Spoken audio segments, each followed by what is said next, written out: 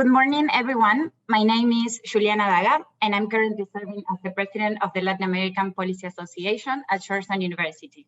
Thank you all for joining us for a conversation with UN High Commissioner for Human Rights, Michelle Bachelet, on human rights and women leadership in Latin America in the age of COVID-19. Today's event has been primarily coordinated by three Georgetown University student organizations: the Latin American Policy Associations, Latin American Foreign Affairs Association, and the Women in Public Policy Initiative. The mission of the Latin American Policy Association is to promote debate and analysis of policies and political issues to tackle our recent most pressing challenges. The mission of the Latin American Foreign Affairs Association is to inspire awareness and understanding of political, economic, social, and cultural matters pertaining to Latin America in order to foster a broader community that is passionate and well-informed about Latin American affairs. And the mission of the Women in Public Policy Initiative is to develop exceptional female leaders in public policy and increase awareness of issues that affect women and girls. This event would not have been possible without the support, guidance, and co-sponsorship of the McCourt School of Public Policy, the School of Foreign Service, and the Center for Latin American Studies. We would like to thank the Dean of the School of Foreign Service, Joel Hellman, for his presence here today and support our mission of increasing awareness on these important issues. We would also like to thank our moderator, the director of the Center for Latin American Program, Father Matthew Carnes, whose in-depth knowledge and experience will make this conversation extremely insightful. High Commissioner Bachelet, thank you for your generosity and willingness to join us for this timely conversation on human rights in Latin America in the midst of COVID-19. As graduate students, we feel deeply inspired by your work, leadership skills, courage, and intelligence. Some of us have followed your career path for a while, and we witnessed your ability to stay true to your beliefs while at the same time embodying universal values.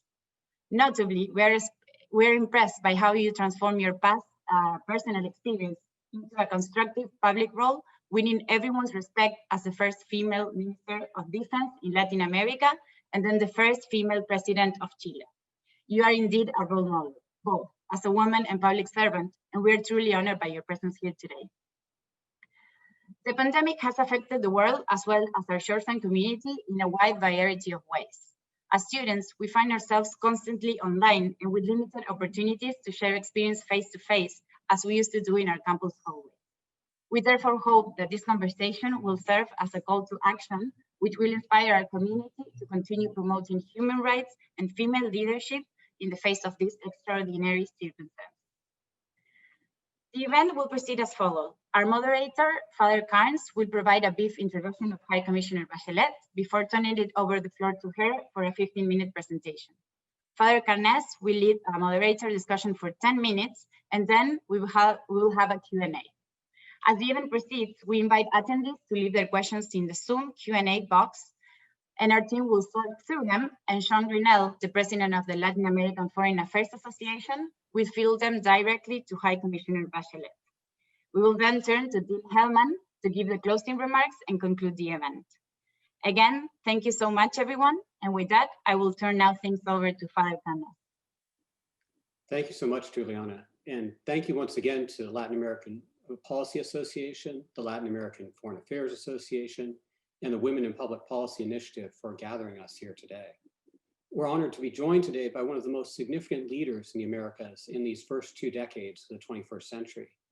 Michelle Bachelet served as the president of Chile for 2 terms between 2006 and 2010, and later between 2014 and 2018. She was the first woman to be elected or serve in that office. After her first presidential term, she joined the United Nations as the first executive director of the newly established United Nations Entity for Gender Equality and the Empowerment of Women, popularly known as UN Women. And upon the conclusion of her second presidential term in 2018, she succeeded Zayed Raad Al Hussein of Jordan to begin her current position as the UN High Commissioner for Human Rights.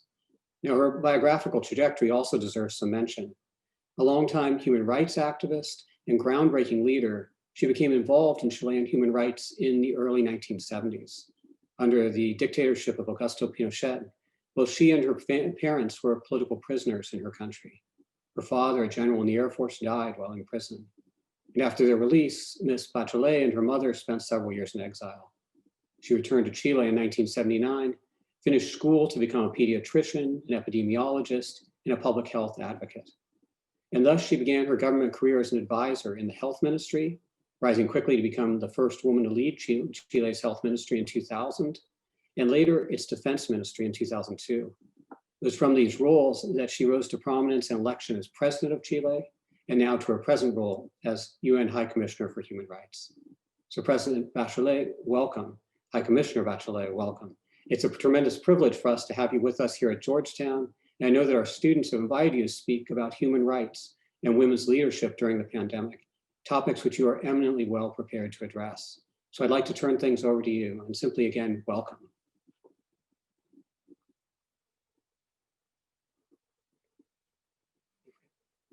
Okay, thank you very much, Father Carnes, Dean Joel Hellman, and of course, dear Juliana Daga, and the students and friends. I'm really pleased to join you in this conversation about human rights and women's leadership in Latin America in the context of COVID-19. These topics, as you said, are extremely important to me. Almost a year into the crisis, pretty soon, we are painfully aware of its tragic impact, if I may say. With almost 58 million confirmed cases worldwide, COVID-19 has claimed over 1.3 million lives. Jobs and livelihoods are also victims of the pandemic. And we are now looking at a severe recession, the deepest since World War II, threatened to push well over 150 million people into extreme poverty by the end of this year. The pandemic also threatens the gains made in health and education over the last decade, especially in the poorest countries. So it is a human tragedy. So Latin America is one of the most affected regions in the world. According to the Economic Commission of Latin America and Caribbean, ECLAC, the region will experience a 9.1 drop in GDP this year. This could lead to an unemployment rate of around 14%, affecting particularly the most vulnerable, including women, young people and workers in the informal sector. And we also know that the majority of the people working in the informal sector are women as well. Poverty will increase to around 40% of the population, exacerbating income inequality. Even before the crisis, socioeconomic determinants of health, such as inequality, discrimination, and poverty, were already major reasons why millions of people lacked access to good quality healthcare and services. While the virus poses a threat to everyone, people already in vulnerable situations have been suffering the worst from the pandemic, both in its health and socioeconomic impacts.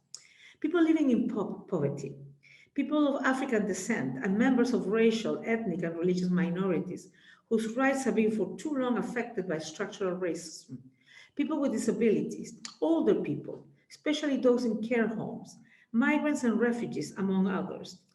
And I am concerned about the situation of indigenous people. As of mid-November, over 73,000 indigenous people in the Americas have been infected by COVID-19. That's the information we had. It might be even bigger. They include members from 238 indigenous peoples in the Amazon basin. More than 2,000 deaths have been recorded. We don't know how many have not been recorded. The global economic downturn has also had an enormous impact on women. More broadly, the crisis could mean the reversal of hard-won gains in women's health, economic participation, and equal rights. Around 62% of the global workforce, so we're talking about over 2 billion people, earn their livelihood in the informal economy. And in many developing countries, women represent the majority of informal workers and are often in more vulnerable situations than their male counterpart. So this 62% is worldwide, but in Latin America, it's even bigger in many countries, it's even like 70%, and the majority are women. In Latin America, women are highly concentrated in the low-wage and informal sectors, reaching 83% in Bolivia, Guatemala, and Peru, with no social protection. And this percentage, of course, increases for indigenous women. Almost 40% of women working in the region are employed in areas that have been highly affected by the pandemic, such as tourism, commerce, restaurants, hotels, and domestic work. According to a study by ECLAC, UN Women, and the International Labour Organization, 93% of domestic workers in Latin America and the Caribbean are women. Moreover, women in Latin America perform 73% of unpaid care work. As a consequence, women are more likely to be employed in precarious, ill-paid jobs with no access to social insurance benefits such as paid maternity leave, unemployment insurance, or pensions. I mean, to be honest, all informed people who work in the informal economy, usually they don't benefit from social protection schemes on those countries where they have those schemes. Not many have, but also on on all of these measures that have been taken to respond to the crisis, because they're not sort of registered, that they don't count.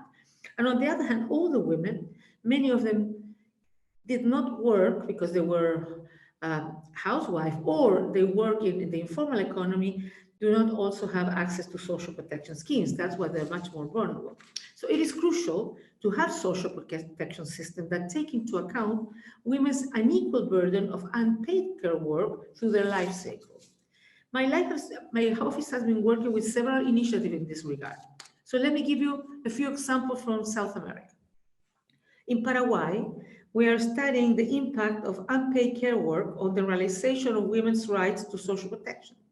In Peru, we're working with Afro-descendant women in Lambayeque and Piura to give voice to their experience of systemic discrimination in access to social protection and decent work. And in Uruguay, we're looking at COVID-19 cash transfers and how they contribute to protect women's rights. But that is not all. Around the world, the pandemic has been accompanied by a surge in gender-based violence. My office has received disturbing information about the situation in Latin America, a region with high rates of gender-based violence, including femicide. In El Salvador, the records of the National Civil Police show a 30% increase in the number of phone calls related to violence against women during the quarantine between March and June. In Colombia, according to official data, the number of calls to the emergency line #155 increased 118% during the lockdown period. And in the province of Buenos Aires in Argentina, calls to a support hotline increased by 60% at the beginning of the quarantine. My office has engaged with the authorities and civil society on these issues. We organized a series of webinars in the Americas with the aim of mapping and addressing institutional challenges to respond to cases of violence against women in the context of the pandemic, including through hotlines and call centers. And I have to say, people have been very creative. In one country, for example, the women can call to a pharmacy because they're locked down with the perpetrators there. And they said to the pharmacy, you know, I need a red chirurgical mask. And that means I'm in danger, so she can be rescued. You know, there's lots of different ways that people have found to try to give voice to those women who are locked with the perpetrators. So it is encouraging to see that some important steps have been taken in the region. In Costa Rica, the government had led an information campaign supported by my office that tells all women, #you're not alone. In Haiti, 3 safe places for victims of gender-based violence have been established. In Bolivia, the public ministry developed a national campaign against violence called Don't Hurt Your Family, Take Care of It and Protect It, which included calls and WhatsApp for geo-referencing of possible cases of violence. In Guatemala, my office conducted the social media campaign #MujeresYCovid-19, which provided a platform for women from diverse backgrounds to voice reflections and concerns about the impact of the pandemic on different human rights. My office also organized a number of digital conversations on men under confinement, promoting a reflection on harmful construction of masculinity. And I welcome these examples among others. On the ongoing 16 days of activism against gender-based violence that started the 25th of November, I echo the Secretary General's Unite campaign messages on the need to fund services for victims of gender-based violence in COVID-19 response plans and fiscal stimulus packages, and ensure flexible funding for women's rights organizations providing essential services, because in many places, they only left essential services open and did not consider shelters or places to provide services for victims of domestic violence as essential. In some other countries, like in Spain, Portugal, they did it, but in many other countries, they did not. So we were calling for maintaining these places and funding also women's organizations. It is also crucial for political leaders to state a policy of zero tolerance for violence and to organize campaigns to shift the blame from victims to perpetrators. We also need to ensure criminal justice services and to collect data to constantly monitor their adequacy.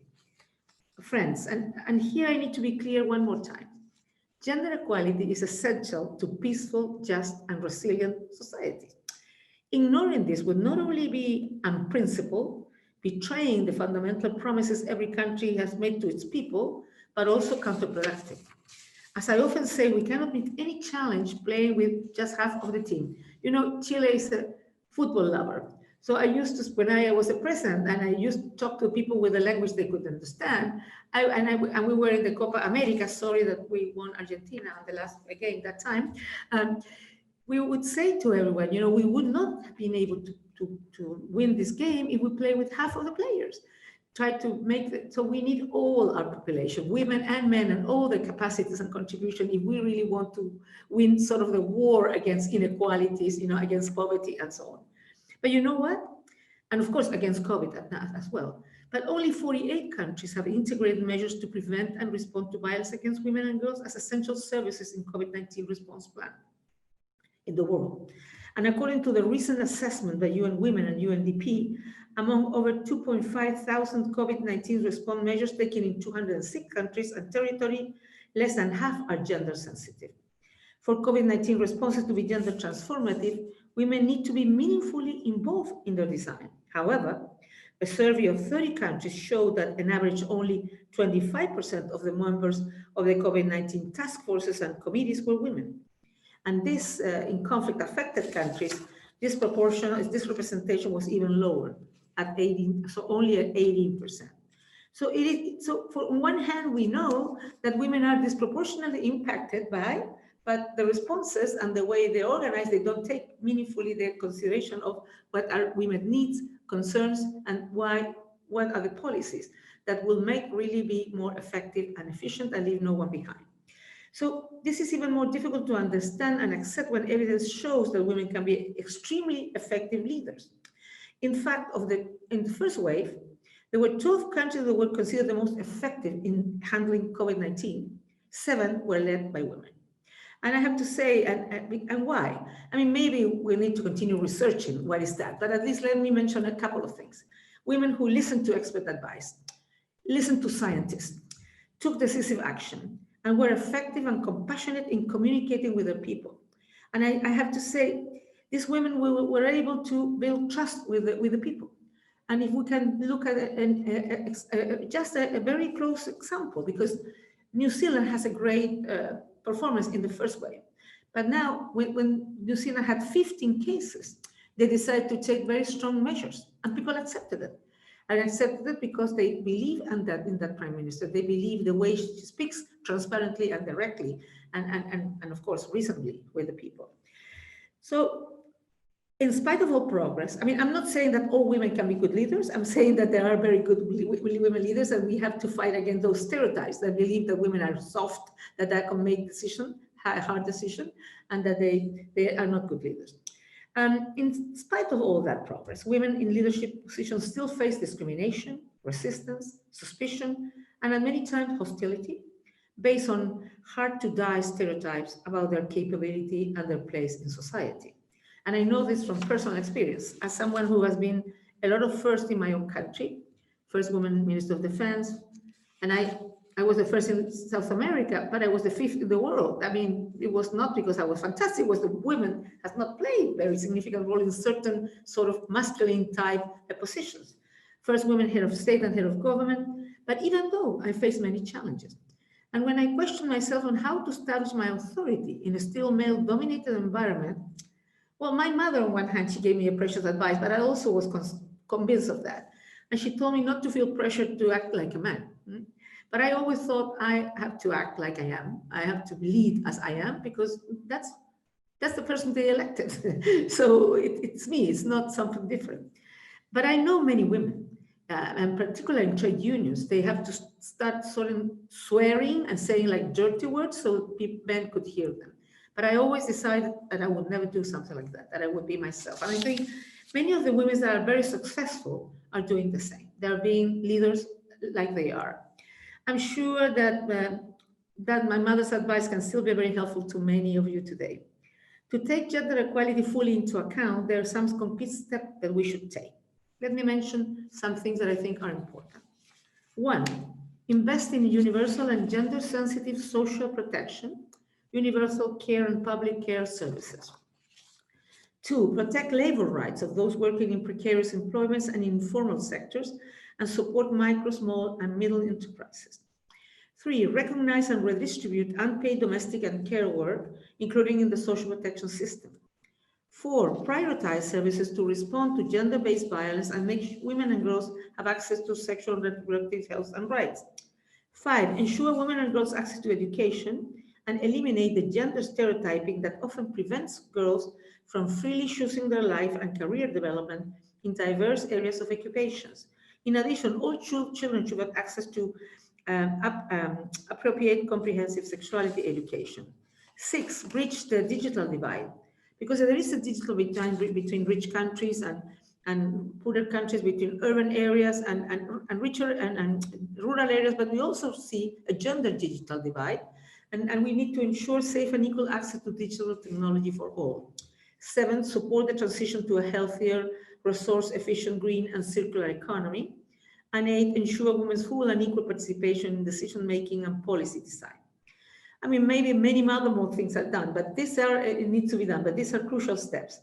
In all fronts, as we have been discussing, the pandemic has been eroding the hard-won achievements on gender equality. So dear students and colleagues, what COVID-19 has shown us is that the existing societal model built on widespread inequalities is just not sustainable. We must recover better than we were before. As I always say in a very casual way, when we think and when people discuss when are we going to go back to normality, normality should be, I mean, we shouldn't go back to that 0 day before we knew the crisis, because that was a world full of inequalities for men and women. I mean, that the COVID-19, I mean, most of us who have been in politics, that's the reason why we came to politics. Many of you who have become to services is the reason you have become to services. And I know that is in the core of Georgetown University as well. But one of the things is that we cannot try to go back to a world that was increasing the gap between rich and poor, that was increasing famine and hunger, and that was increasing this, that was not providing to people the needs they had. So that's why we said we need to build back better. And we said, and the issue of this, the International Days of Human Rights, the 10th of December, is that we must recover better than we were before. So even though this is a crisis, as it's always said, crisis gives opportunities that we cannot miss. Sorry, just a second. It's not COVID. In that regard, I want to welcome the recent political declaration signed by states at the 38th session of ECLAC on a sustainable, inclusive, and resilient recovery. And I think it's a sign that countries want to work together to address the challenges that we face. And if that's so, good news. And working together is precisely what we need, with strong cooperation and deep solidarity. Recovering from this unprecedented crisis provides us with the opportunity to address the pandemic of inequality. So we need what we have called a new social contract for a new era, as the Secretary General called for. This is crucial worldwide, and particularly in the Americas, one of the most unequal regions in the world, with high levels of poverty and limited enjoyment of economic, social, and cultural rights for those most excluded in the society. This exclusion has led to a major social unrest in several countries of the continent over the last year, and protests were often met with excessive use of force by the police. States must ensure the responses to peaceful protests fully respect human rights. To rebuild with more equality, Latin American countries must promote comprehensive welfare systems with social protection plans and universal access to health care and education for all, without discrimination and regardless of legal and migratory status. This should include specific measures to protect the most vulnerable groups, including women, as we discussed. And one of the things, sorry to interrupt here, is that I mentioned the vulnerable groups. Many countries don't have that data. Some of them have disaggregated data by gender or by of course, by age. But they do not have the intersecting, for example, information of women that are old, that can be indigenous, that can be rural, that can be living with disabilities, those are the, or that are migrants, those are the kind of information that makes that some people who are vulnerable, when you have those intersectionality of vulnerabilities, it's even worse. And why I'm mentioning this, because countries don't have the data. So how are they gonna, when they do the recovery plans, how are they gonna ensure they don't leave no one behind? You know, I'm not a father or a mother, but I'm preaching about this because really, I'm really concerned that because of lack of information, we may leave a lot of people behind. So we're turning a point, we're at a turning point to make societies more equal, as it was envisioned in the Universal Declaration of Human Rights. Human rights are indeed the way out of this crisis and into the world we want. The challenges are very great, but I must say I always say I'm a strategic optimist, not necessarily a tactical optimist, because sometimes when you see the world every day and you confront the most terrible things, you're not so optimistic, but strategically, yes. I will have to say that when COVID-19 started, and we were at that moment with the backlash on human rights all over the world, I thought, let's hope that with all the bad things of COVID-19, it can produce the same effect of the Second World War that led to leaders of the world to agree on the Universal Declaration of Human Rights, which are the main principles, standards, basic standards where all human rights deserve because we are human rights. Unfortunately, we have not seen that yet. We have not seen the global cooperation, the global collaboration that we need to respond to the COVID-19. And I think this will be particularly important when there is a vaccine. Because if we do not consider vaccines as a global public good, and if only richer countries and markets define where the vaccines go, it's not only unfair, but it will also be a world that is unsafe, because unless everyone's safe, no one is going to be safe. So I think that's why, for me, most of the things are very important. So even though, that's why I want to be strategically optimistic, even though I'm not seeing any signs of this yet. But in the scientific community, yes. In the scientific community, there are a lot of clarity that we need to work together and we need to have access to people need to have access and an affordable vaccine if there is a safe vaccine in some minute, hope so. But despite all moments and examples of division, like Archbishop Desmond Tutu said, he says always that he's a prisoner of hope. And I want to be a prisoner of hope as well, because I don't want to give up. And I trust that we can all come together and act as one humanity, because this is what we are. And I am more hopeful today than maybe a month ago, because I'm not going to go into politics because I'm a high commissioner, but when you read that President-elect Biden has told that for him the priorities will be human rights, multilateralism, racial justice, and that he wants to go back to Paris Agreement, maybe we'll be in another position that we can all push together on the right direction. And I know that if we work together, we can rebuild societies that uphold human rights and freedoms. And as students, as part of the largest generation of young people this planet has ever seen, your active student, your active participation is crucial. And I count you all to join us in standing up for human rights. I look forward to our conversation. Thank you very much. Thank you very much for just a marvelous overview of the current situation in the context of the pandemic, but more broadly too, in terms of human rights and women's rights around the globe. Thank you for that really fantastic orientation for us. So for the next few minutes, I'd like to have a bit of a conversation with you about a few of the issues you raised. And maybe I'll actually start where you ended, just because it's a very concrete question that I think would be very interesting to our students.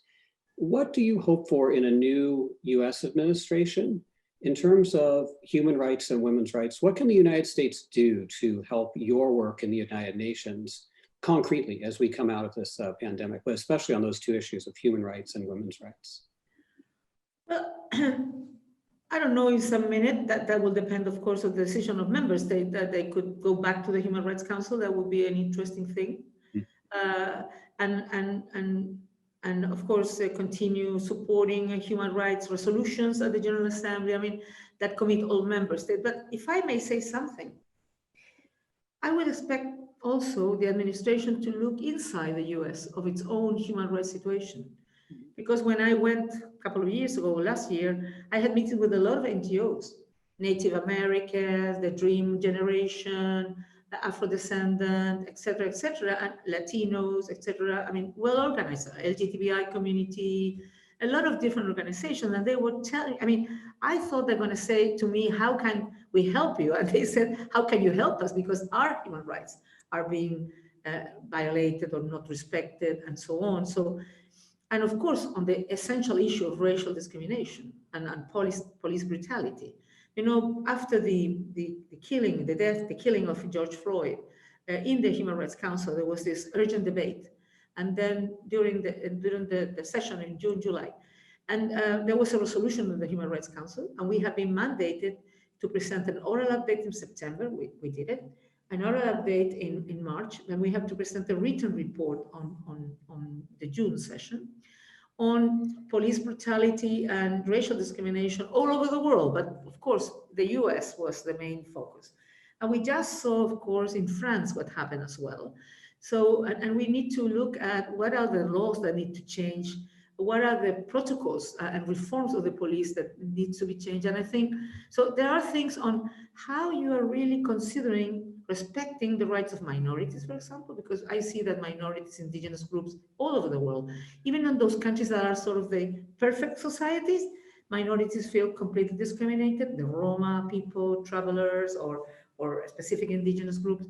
And of course, Afro-descendant and Asia-descendant in other cases. So I think that the US can continue supporting strongly what human rights needs are, not only in terms of resolution, but sometimes, of course, when it's needed a particular intervention in a certain countries where the US can have influence to try to sort of, how could I say, to provoke a change in terms of attitude of governments, where they know they can have, that would be very helpful as well. Huh? And on the other hand, as I say, I think one has also always have to start by home. And as a matter of fact, we in the UN and us here, even here, we decided to look at if we had bias, if we had racial discrimination. Because in many meetings, on the town hall meetings, my colleagues will say, you know, we don't have enough geographical representation in certain posts.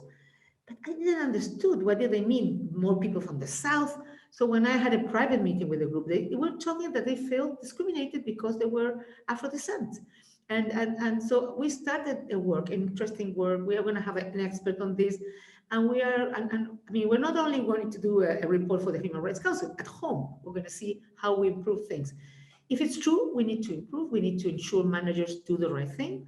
And I will be ensuring also that racial discrimination is something that doesn't happen here. And the Secretary General has developed a special group where we're a part of it, also to look at the situation in the UN and promote the best practices, so to avoid all and to produce racial justice. Thank you. And thank you for highlighting what is such a cross-cutting and important issue for so many of us. Here at Georgetown, it's something we're looking at internally, but in the United States, as you say, this is looking at racial justice could not be a more fundamental question across all of our societies. I wanted to take a bit of a step back next and ask you to reflect a little bit about the state of democracy in these days, especially how democracy has been affected in this time of pandemic. And I'm thinking really in two key ways. One might be leaders who, you know, looking at the emergency might be sort of seizing power, and there's been arguments that people are becoming more populist, and this may be, you know, sort of an irrigation of democracy.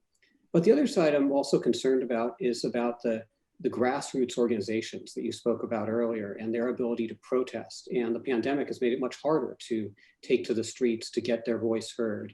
How do you see democracy today in this moment? Well, first of all, before COVID-19, I was discussing in many places that I went that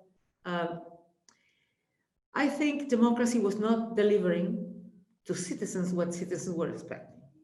But I also said that the economic model was not delivering what people expect.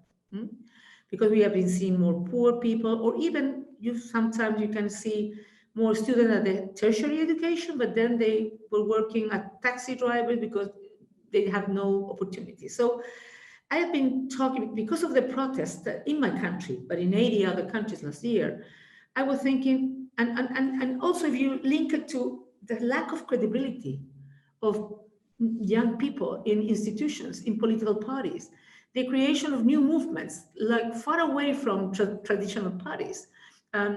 So I was starting to think, look, democracy is not fulfilling what people want. I mean, because for me, democracy is not only about electing people. It's about how people can make their voices heard, if I may say, it can be an exaggeration, on a daily basis, on when decisions are made. How and that it means a democracy that has channels of participation for people, where people can be part of different organizations, but to be heard, because the people are very active. In Latin America, we have a vibrant society, civil society, but usually governments don't take into account what they say. They can even sort of make meetings, but then they don't go anywhere. So I think there has been some gains, of course, if we compare to the Latin America full of dictatorships and many years ago. But on the other hand, democratic ways of doing it, probably political parties today are not making people feeling that they truly represent. Maybe because many times they're very elitist and they get far away from the people and they forget that they should be grounded on the people. But also, but no, on the other hand, democratic gains are never fully guaranteed and need constant social vigilance and institutional checks and balances. So it is a mix of situations. Before the pandemic, the region was already facing challenges related to inequality, migration, climate change, environmental degradation, organized crime, weak net rule of law and institutions, and of course, populism and nationalism. That we have seen it before COVID-19. And with the economic recession, I think 2 decades of progress in reducing poverty and inequality are at risk. And this may bring a new wave of social unrest. So I think that democracy will not doubt be tested. Populism and misinformation could rise in this context. As you also said, many have used as an excuse the special measures to sort of restrict civic space, restrict the space of journalists. And one thing I need to share with you, you may know it, but the international human rights law do permit that in exceptional situations like health or natural disasters, you can restrict certain freedoms. You can restrict the freedom of mobility. You can restrict the freedom of assembly, because we don't want really physical distancing, not gathering. But you can restrict freedom of expression, freedom of press. And in some places, they have used it as an excuse that they are, delivering misinformation and false speeches, or they're accusing journalists of being terrorists and extremists. So that has happened, of course. So I think that it's important that we are vigilant on that we speak out when we find these situations. But also I think it's important that authority needs to understand that if they want to ensure a democratic order to maintain, they need to deliver on social demands to ensure transparent and non-discriminatory public spending on human rights, especially social and economic rights.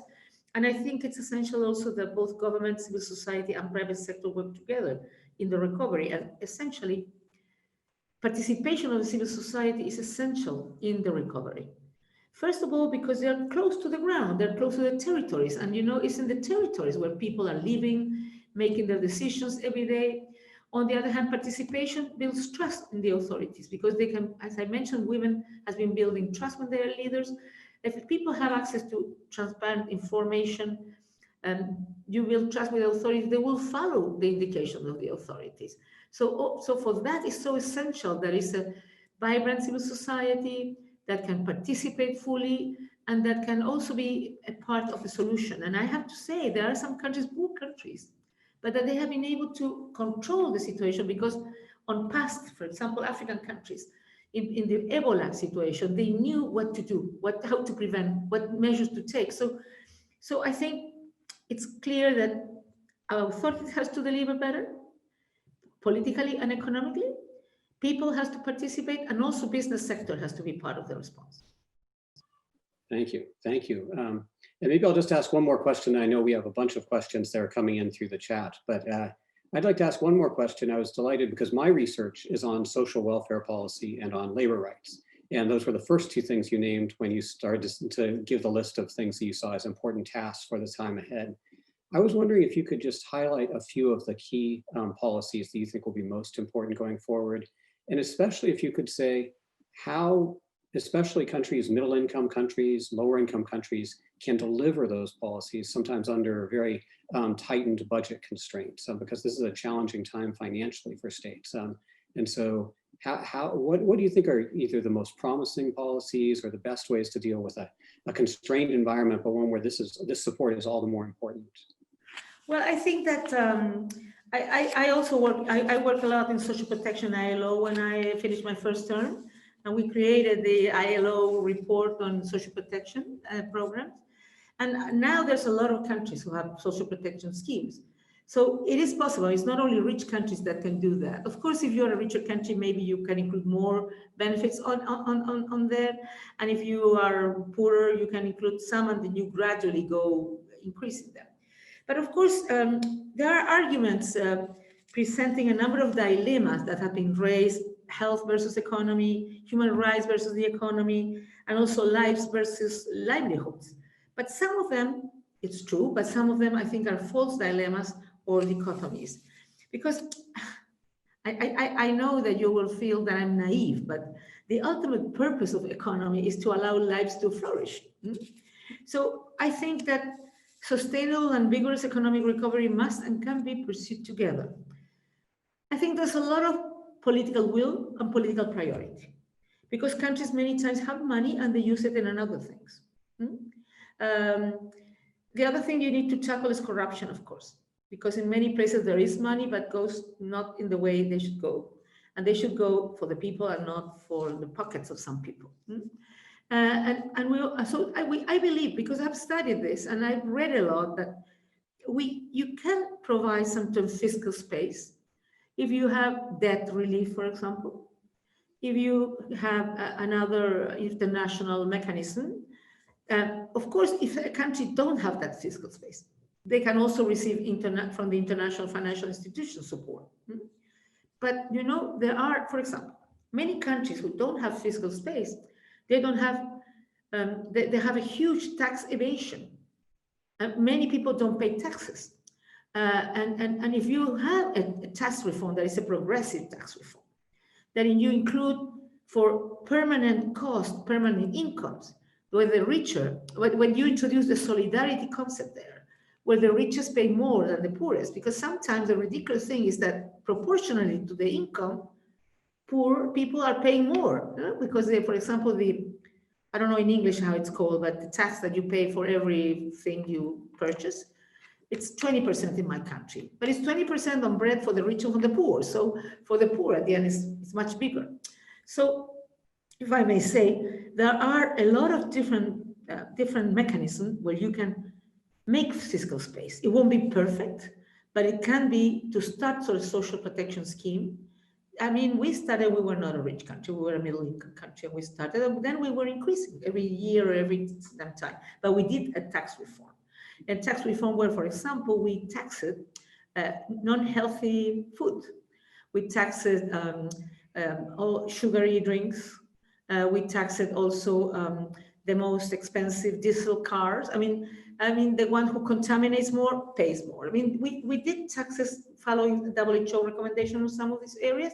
So you can make a progressive tax reform that includes many of these different issues that have been proved to be very active and dynamic. And at last but not least, the G20, I think they agree on a global fund for social protection. I hope so, because the French government was pushing on that, and the special rapporteur on stream poverty and me on that.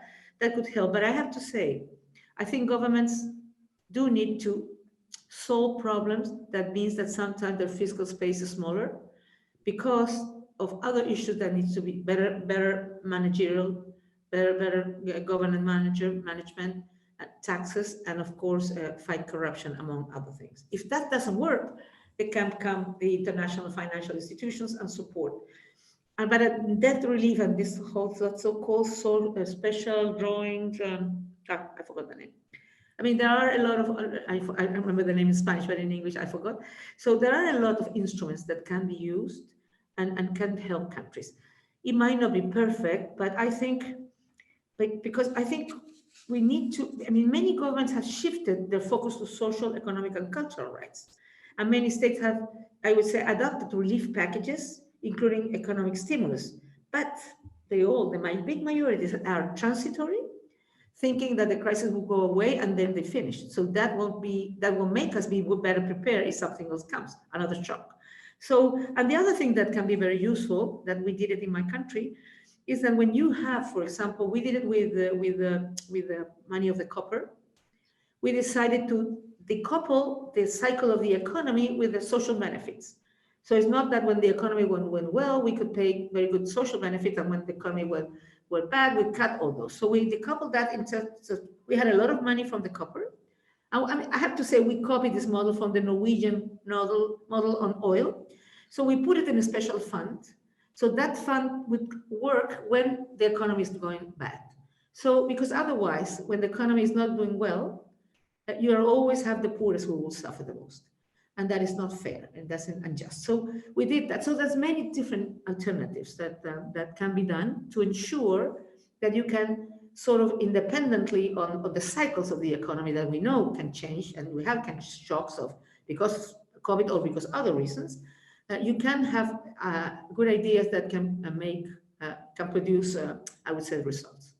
Thank you very much. And I love that response because it shows your incredible experience of looking forward and thinking about sort of longer term structural solutions. I always love to bring up the copper example with my students and teach them about that. So thank you for that. I'm going to turn it over now to Sean Grinnell, one of our students who has been monitoring the Q&A and will ask the questions that come from there. So Sean, please come forward.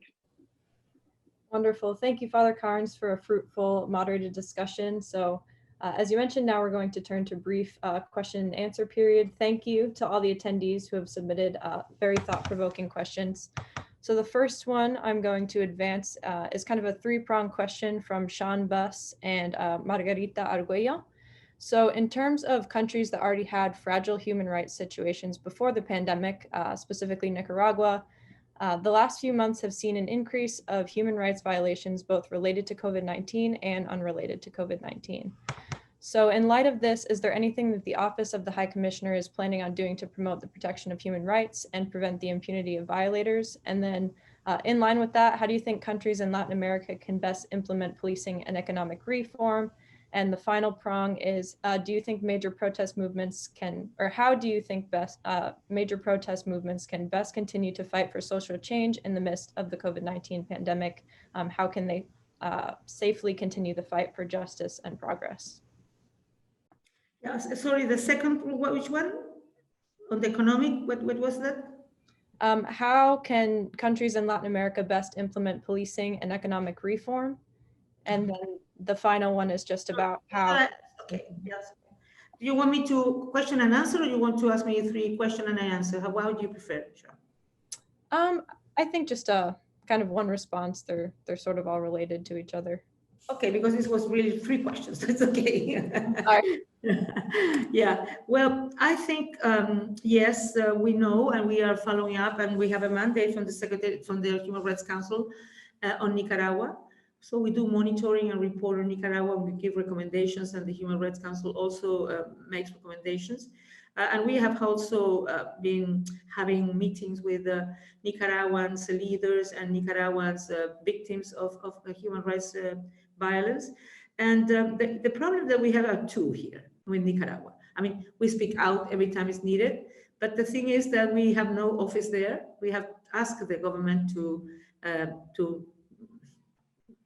let us go back and have an office. But now we have almost no international human rights presence there in Nicaragua. So the information that we have is because we monitor it from remote, and we have all the information that we have. So what we are mainly doing is speaking out, trying to convince the government to make the adequate decisions, making relationship with the different leaders, student leaders, and so on, and try to provide them support and try to protect them, because it's very difficult, I know. But it's very difficult with Nicaragua, I have to say, even though we have had better results with Venezuela than with Nicaragua. Because with Venezuela, we have 3 colleagues there in the office, and we have been able to obtain the release of a lot of prisoners and many other things. So we think that if we would be able to go to Nicaragua to have a presence there, we could be able to work with victims and with families, and also to recommend governments the right decisions. We're going to insist on that. But in the meantime, we are doing a job. Our people are having meetings with the NGOs, with the people there, of course, virtually. And we are continuing monitoring and reporting. And we just presented a last report in September, and then there was a resolution, and we will continue reporting and monitoring so the world knows what is going on. On the how can best policy economic reforms, I think one of the important thing is to be able to identify which are the more important economic reform in each country, because each country has different situations. And in that sense, to try to build a bigger agreement and consensus on a whole group of stakeholders that can push for this. And that can be, of course, local leaders, local mayors, for example. It could be, if the government's not hearing enough, it can be parliaments, it can be social leaders, it can be trade unions. I think we need to think on the big way of stakeholders, and not only also on human rights defenders, but we also need economic actors that can be decisive, that can be important. And then you can look at also good experiences that have worked, because many times, what I've learned in life is that government always estimate the cost of something, and they feel that the cost is too much, but they never estimate the cost of inaction. And many times the cost of inaction in the middle term and the long term is much bigger than the short-term cost. And when you can show them how important it is for them to do those kind of policies, of those kind of reforms, many times government do accept. And the other thing is also to work with other organizations like the OECD and other organizations, ECLAC in the case of Latin America, that can also make recommendations with governments and to other authorities and leaders that can also voice them and sort of, I say, and build a movement to produce those reforms. In terms of major protest movement, how can they, what's the future in this COVID-19 situation, and of course on the measures taken on lockdown or restrictions? What I've been seeing, you saw it in Guatemala and Peru, even though there are restrictions, people, when they're really, really fed up with something, they will go to the street, they will demonstrate. But also, I read that there's a Harvard study that peaceful demonstrations are more effective in terms of transformative change than violent demonstration. So I think that if there are peaceful demonstrations, that they could sort of respect physical distancing and so on, maybe it would be more acceptable to governments than not. Of course, the majority of governments don't like to be criticized, but I think that demonstrations are part of the democracy. And unless there is a lockdown, people should be able to demonstrate peacefully, and that could have a positive. But I know that many governments are using COVID-19 exceptional measures to stop this demonstration. But according to the international human rights law, I said that freedom of mobility and freedom of assembly can be limited, but it has to be proportionate to the need. It has to be time bound. It cannot be forever. So also people could sort of go into the Supreme Court or something and insist that this kind of exceptional measures should not be being imposed anymore. I am a health doctor, so I understand that sometimes these restrictions are needed. But what I don't accept is that these restrictions are done just to stop movements, so democratic movements, to demonstrate themselves. Wonderful. Thank you, High Commissioner, for your answers. And it looks like we're running out of time, so I'm going to turn it over to Dean Joel Hellman to give us our concluding remarks and tie things up. Well, I'm sorry we couldn't get to the long list of questions. I saw a lot of questions coming out from the Q&A. And I know that it was a very good indication of the excitement that students had to be able to engage with you, High Commissioner. You know, in this era of constant Zoom meetings, it's often very difficult because of Zoom fatigue to get the strong turnout and engagement for events that we would normally have on campus, but not for this one. And I think it's a reflection of the commitment of our students in our community to the issues that you raised here, the extraordinary importance of paying deep attention to the human rights dimensions of the COVID crisis and how to respond. But it's also, I think, a reflection of your inspiration as a president, as a leader in women's rights, and of course now as a global spokesperson for human rights that has drawn so many to this event to hear from you.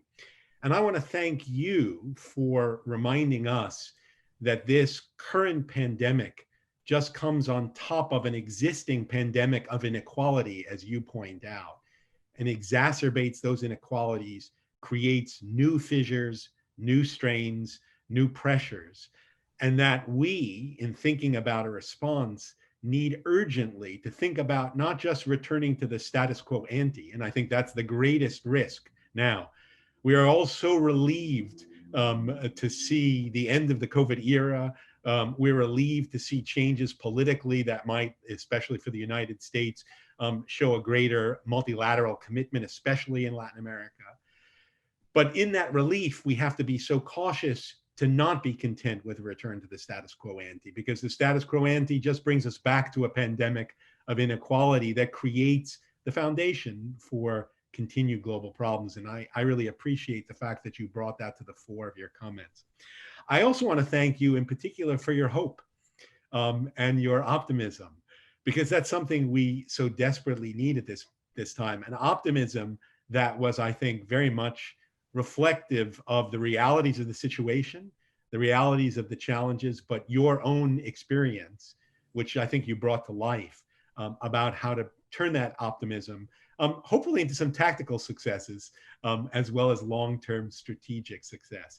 So I really do appreciate your wisdom and engagement on that. And finally, what made me most excited about attending this event was this was an event that was inspired by and prepared by the students. So when the students decided what are the issues that they want to highlight in this very difficult time, this issue of ensuring that we pay attention to the human rights dimension, to the women's rights dimension of this crisis was at the top of their minds. And I'm so pleased that they were able to bring such an extraordinary speaker to put those issues out on the agenda in such a wonderful and inspiring way. So let me thank, on behalf of the School of Foreign Service, on behalf of the McCourt School of Public Policy, these three student groups, multilateral cooperation in action.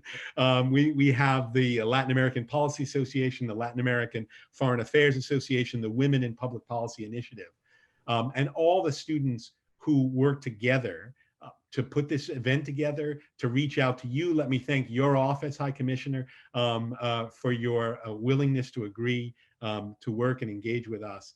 Let me thank Father Carnes for leading an interesting and engaged discussion. But most of all, let me thank all of you who participated in this important discussion and who I hope was inspired, as I was, by the remarks, the experience, the engagement, and the call to action that UN High Commissioner Bachelet has given us to make sure we don't return to the status quo ante and that we do build back better. So on behalf of all of us, let me thank you, thank all of you, and hope that we can return again to this issue and really see the progress that we have made in building back better. So thank you all, and I wish you all the best. Stay healthy, stay well, stay safe in this difficult environment. Thank you very much. Thank you. Thank you.